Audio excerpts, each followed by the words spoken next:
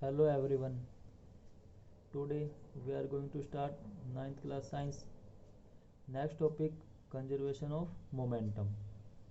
इससे पहले हमने लास्ट वाले टॉपिक में देखा था Newton third law of motion. Means क्या होता है Newton third law of motion? For every action there is equal and opposite reaction.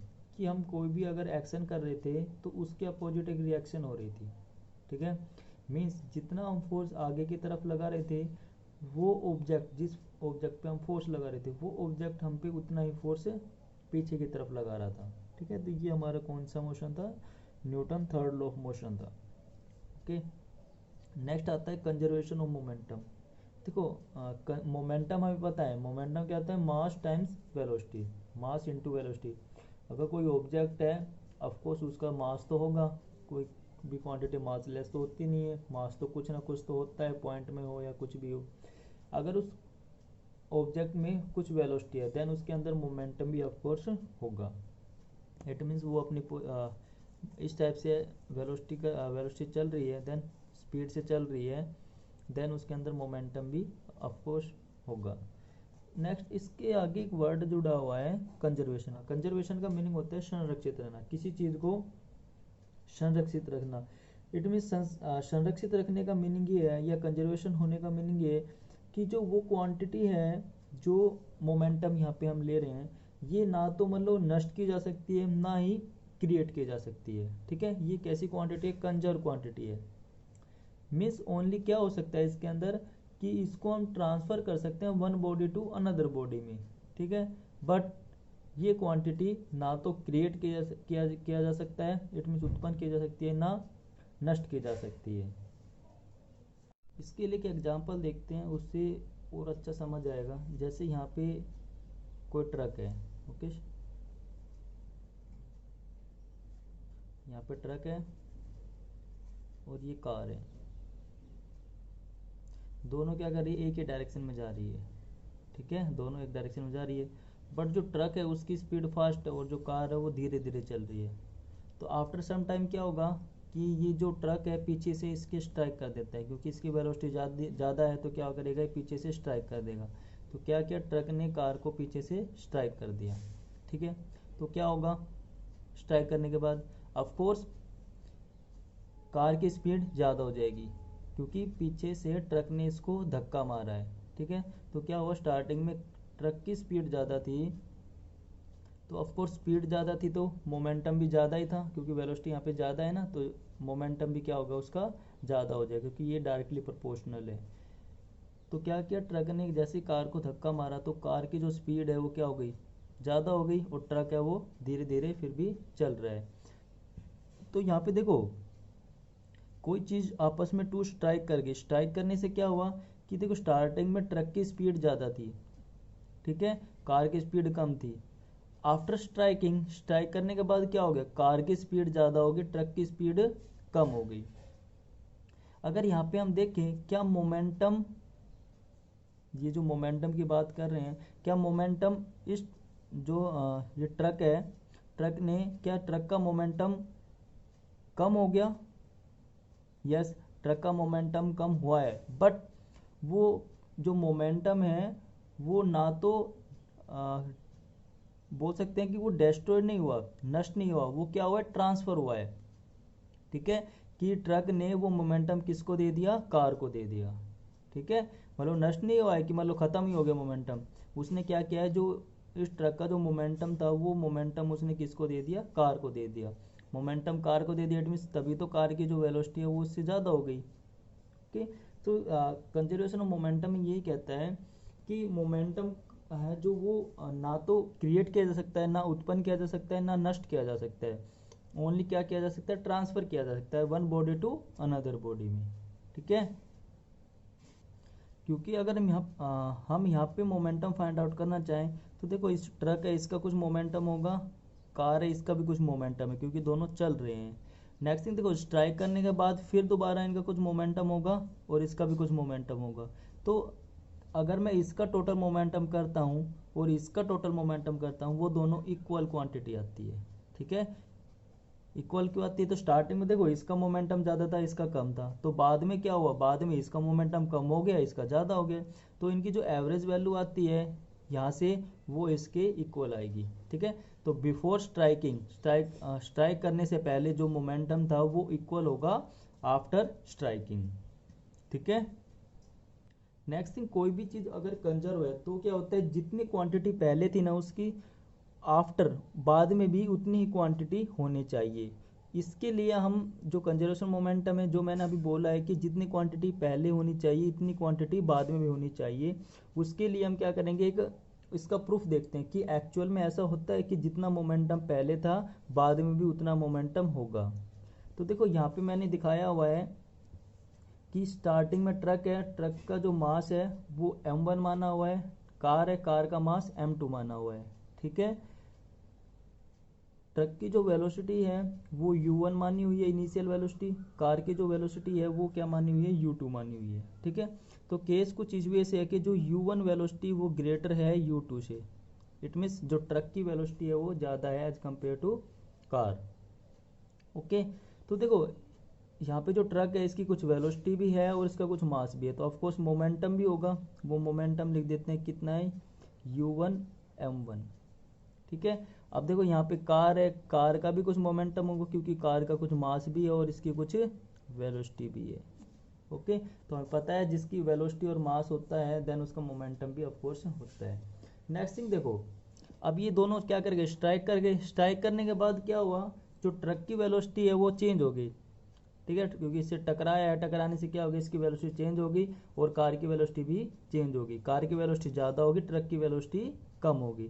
तो देखो वेलोसिटी कम हुई है, जीरो तो नहीं हुई, तो इट मीन्स यहाँ पे भी कुछ मोमेंटम आएगा, उसका कार है इसका भी कुछ मोमेंटम आएगा। ठीक है, तो देखो यहाँ पे initial momentum p1 p2 u1 m1 u1 m1 m2 u2, ये जो इनिशियल वाला बिफोर स्ट्राइकिंग वाला जो मोमेंटम है वो हमारा इक्वल आना चाहिए आफ्टर।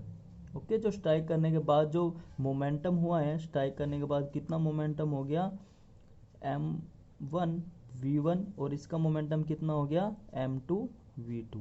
ओके, तो इसके इक्वल आना चाहिए, इस चीज़ का हमें प्रूफ आगे हम देखेंगे। तो देखो अगर हम कंजर्वेशन मोमेंटम को डिफाइन करना चाहें तो क्या बोल सकते हैं, when two or more bodies act upon one another। ठीक है, क्या करती हैं, दो या दो से ज़्यादा बॉडी आपस में जब टकराती है, there total momentum remain constant. तो क्या कहता है कि उनका जो टोटल मोमेंटम होगा वो क्या होगा, कांस्टेंट होगा। कांस्टेंट होने का मीनिंग ये है कि जितना मोमेंटम पहले था बाद में भी उतना ही मोमेंटम होगा उसका। और कंजर्व, कांस्टेंट बोल सकते हैं या कंजर्व होगा, वो मतलब वहीं पे संरक्षित रहेगा। इट मीन्स ऐसा नहीं है कि वो नष्ट हो जाएगा। Provided no external force are acting. ठीक है, without any applying external force. देखो यहाँ पे कार की वेलोसिटी ज़्यादा हो गई, ऐसा थोड़ा ना है कि हमने भी वहाँ पे जाके धक्का मार दिया, ओनली ट्रक ने स्ट्राइक किया था तभी तो वेलोसिटी ज़्यादा हो गई, उसके बेसिस पे दोनों मोमेंटम सेम आ रहे थे। ठीक है, और हम क्या बोल सकते हैं यहाँ से कि momentum is neither created nor be destroyed.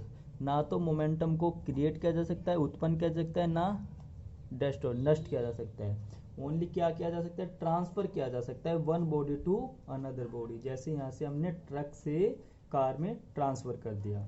Okay, it means initial momentum equal final momentum, कि जितना मोमेंटम पहले होता है बाद में भी उतना मोमेंटम होता है। इसके लिए एक प्रूफ देखते हैं कि एक्चुअल में ऐसा होता है।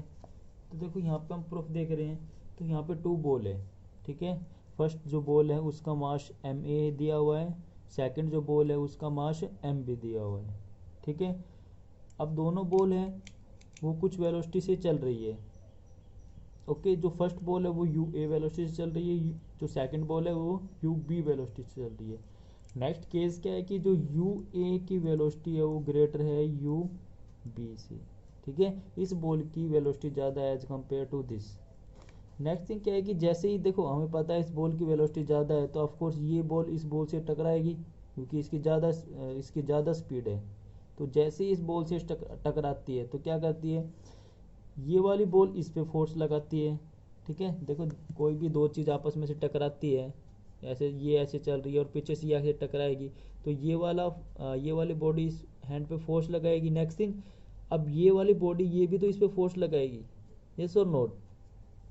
तो क्या होता है, जब एक बॉडी इस पे फोर्स लगा रही है तो वो बोल दिया हमने एक्शन कर रही है, फोर्स लगा दिया, ठीक है, कि force on body B due to A, इसको इस वे से डिनोट करेंगे कि force on body B due to A, action हो गया। अब नेक्स्ट थिंग देखो कि जो बॉडी बी है वो इस ए बॉडी पे फोर्स लगा रही है, ठीक है, तो ए बॉडी पे फोर्स लगाएगी तो कितना हो जाएगा, force on A due to B, ये रिएक्शन हो गई इसके अपोजिट, ठीक है। तो यहाँ पे न्यूटन थर्ड लॉ मोशन है, एक्ट कर गया। अब नेक्स्ट थिंग देखो, अब ए बॉडी थी, उसकी वेलोसिटी ज़्यादा थी, जैसे इसके साथ स्ट्राइक हुई देन उसकी वेलोसिटी क्या हो जाएगी, कम हो जाएगी, तो इट मीन्स वेलोसिटी में चेंज आएगा ज़रूर।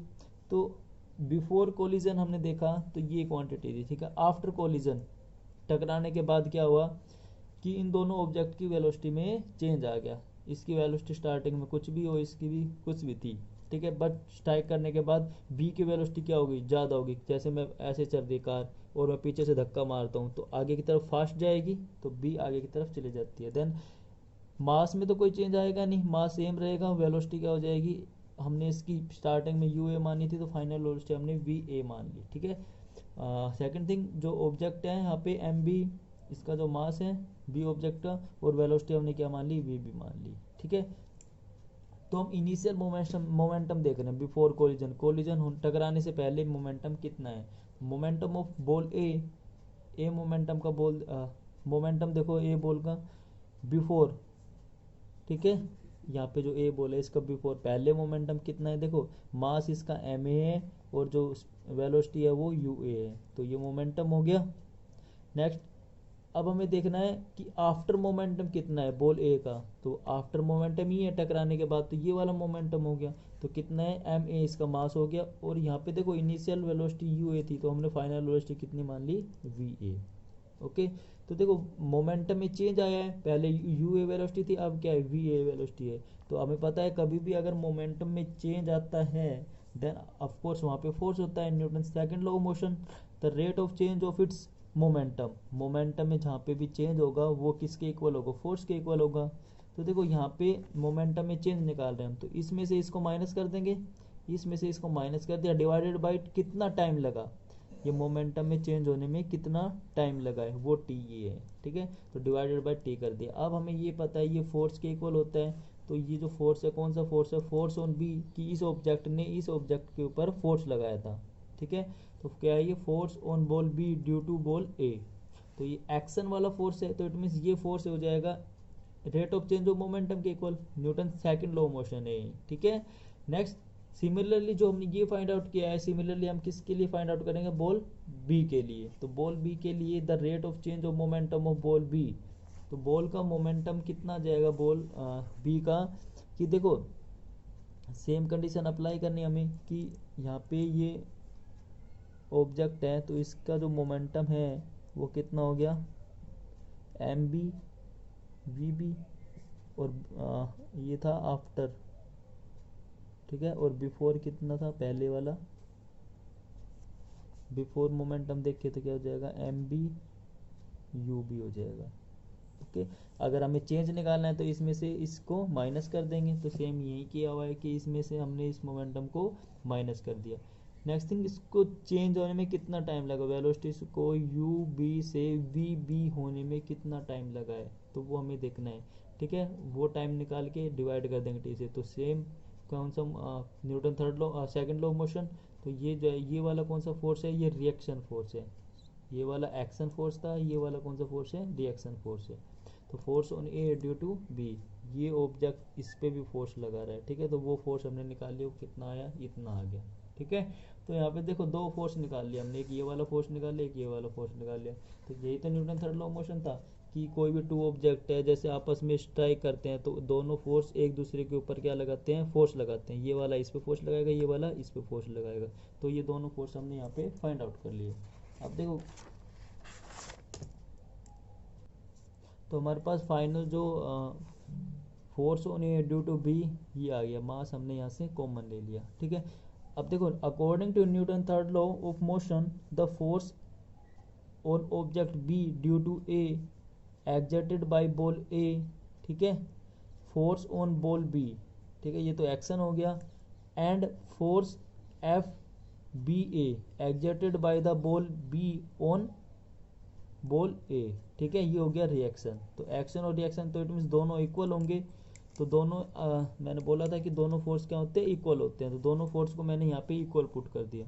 यहाँ पे माइनस साइन है, माइनस साइन क्यों है, क्योंकि अगर एक फोर्स इधर है तो दूसरा वाला फोर्स इसके जस्ट अपोजिट लगता है।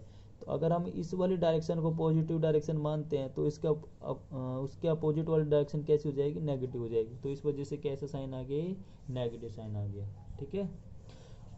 अब क्या करना है, हमें फोर्स एफ ए बी भी निकाला हुआ है, फोर्स बी ए भी निकाला हुआ है, फोर्स बी ए भी निकाला हुआ है और एफ ए बी भी निकाला हुआ है। दोनों फोर्स को इक्वल पुट कर दो। तो यहाँ पे ये फोर्स भी निकाला हुआ है, माइनस का साइन, और ये वाला फोर्स हमने ऊपर निकाला हुआ है, ये यहाँ पे पुट कर दिया, ठीक है। तो टी से टी कैंसिल आउट हो जाएगा, ठीक है। उसके बाद इनको अंदर मल्टीप्लाई कर लिया, मल्टीप्लाई करने के बाद क्या किया है, इसको थोड़ा ओपन कर लिया कि एम ए वी ए, ठीक है। उसके बाद देखो मैंने क्या किया है, एम ए वी ए लिख लिया यहाँ पे। अब यहाँ पे देखो जो v वाली क्वांटिटी है ना, फाइनल वेलोसिटी वाली क्वांटिटी, उनको अलग कर दिया मैंने, और जो इनिशियल वेलोसिटी वाली जो क्वांटिटी है u, उसको अलग कर दिया। तो यहाँ पे एम ए वी ए इधर आ गया। नेक्स्ट थिंग देखो M B V B minus का है तो इधर आके कैसा हो जाएगा, प्लस का, इक्वल हो जाएगा। अब यहाँ पे देखो एम ए यू ए है, माइनस का है तो इधर जाएगा तो प्लस का हो जाएगा, प्लस का हो गया। अच्छा नेक्स्ट थिंग देखो minus minus plus M B U B, ये आ गया, ओके। तो देखो यहाँ पे हमें पता, यहाँ से हमें मिल, इस चीज़ का प्रूफ मिल गया कि जो इनिशियल मोमेंटम है वो फाइनल मोमेंटम के इक्वल आ गया, ठीक है। क्योंकि फाइनल मोमेंटम में v हमने फाइनल वेलोसिटी मानी थी और u हमने इनिशियल वेलोसिटी मानी थी। तो हम यहाँ से बोल सकते हैं कि जो बिफोर मोमेंटम है वो इक्वल होता है आफ्टर मोमेंटम के, ठीक है। Then we can say that momentum is a conservative quantity. Next thing, conservation of momentum के बेस पे एक केस देखते हैं। जब हम क्या करते हैं, गन से बुलेट को फायर करते हैं तो क्या होता है, हमें Newton third law of motion क्या कहता है कि जैसे ही गन से बुलेट फायर होगी तो क्या होता है, जो गन है उतनी ही पीछे की तरफ आती है। इस कंजर्वेशन ऑफ लीनियर मोमेंटम का यूज करते हुए हमें गन को कुछ इस वे से बनाना है कि गन का वेट हम क्या करें कि जैसे हम गन से फायर करें तो गन ज़्यादा पीछे की तरफ ना आए। इट मीन्स जैसे जो बुलेट है वो तो हाई फोर्स के साथ आगे की तरफ चला जाए और जो नेक्स्ट थिंग गन है वो कम फोर्स की तरफ पीछे है। तो कुछ वे इस वे से हमें गन और बुलेट को सेट करना है कि गन का मास कितना रखा जाए, बुलेट का मास कितना रखा जाए। तो देखो उसके लिए सिंपल सा केस है, सेम हमें कंजर्वेशन मोमेंटम यूज करना है। लेट अस सपोज हमारे यहाँ पे पास एक गन है, ठीक है। गन का मास हम मान लेते हैं mass of G, G means gun का मास है, ठीक है। एम जी दिया हुआ है, ठीक है। नेक्स्ट थिंग जो इसके अंदर स्टार्टिंग में बुलेट है, गोली, उसका मास एम बी मान लेते हैं, ठीक है। इनिशियल है, स्टार्टिंग में गन का मास एम जी और बुलेट का मास एम बी मान लिया हमने, ठीक है। इसको लिख देते हैं बिफोर फायर, बिफोर फायर, ठीक है। नेक्स्ट थिंग देखो इनिशियल, यहाँ पे अगर हम देखें गन की इनिशियल वेलोसिटी क्या है,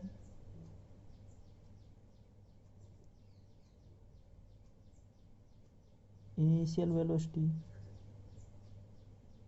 of gun,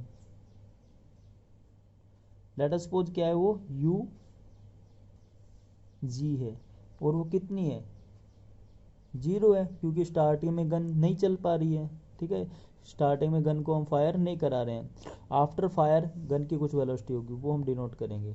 next thing initial velocity of bullet, अब बुलेट भी स्टार्टिंग में क्या है, इसके अंदर रेस्ट में ही है, तो वी बी, तो यू बी भी क्या हो जाएगा, 0 हो जाएगा।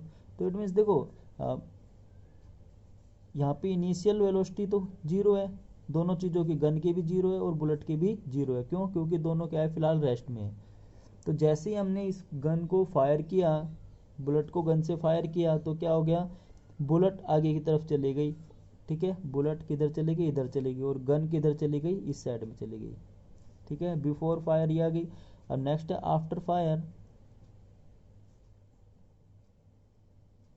आफ्टर फायर, ठीक है, गन की वेलोसिटी है सेम, क्या रहेगी, mg रहेगी गन की वेलोसिटी। अरे, गन का जो मास है वो mg रहेगा, और बुलेट की जो वेलोसिटी है वो m, गन की जो मास है वो क्या रहेगा, mb रहेगा, mb रहेगा। ठीक है, नेक्स्ट थिंग हमें वेलोसिटी देखनी है, तो क्या हो जाएगी, जो फाइनल वेलोसिटी, फाइनल वेलोसिटी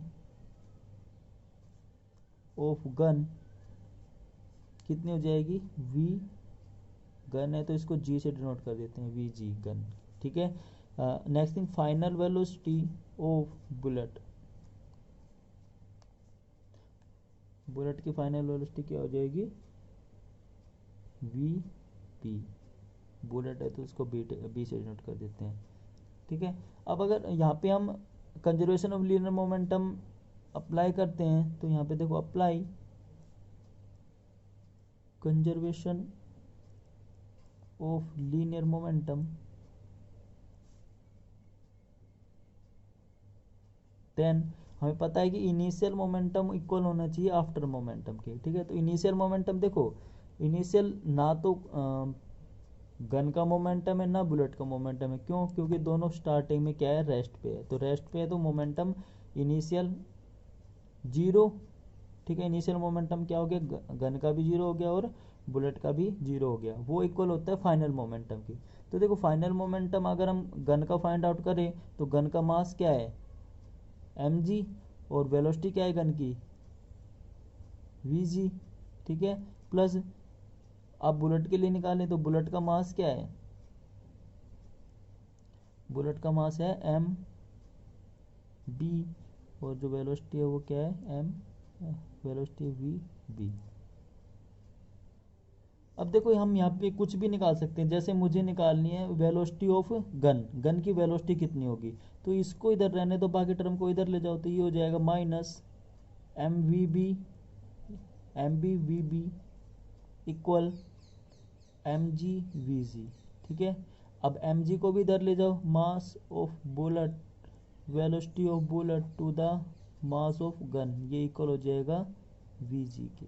ठीक है, तो हमने यहाँ पे वेलोसिटी ऑफ गन निकाल ली। ये माइनस साइन क्या इंडिकेट कर रहा है कि अगर बुलेट इधर फायर का हो रही है, ठीक है, तो गन है वो किधर जाएगी, पीछे की तरफ जाएगी।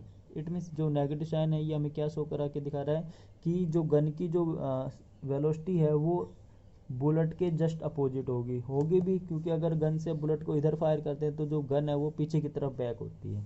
ठीक है, और यहाँ से हम फॉर्मूले के बेस पे निकाल सकते हैं कि किस तरह से हम वेलोसिटी को, मास को, मास of gun, mass of bullet को सेट कर सकते हैं कि हमें कम से कम पीछे की तरफ फोर्स लग पाए। ओके, तो इनके बेसिस पे काफ़ी न्यूमेरिकल होते हैं, इस फॉर्मूले को यूज़ करके हम न्यूमेरिकल को सोल्व कर सकते हैं।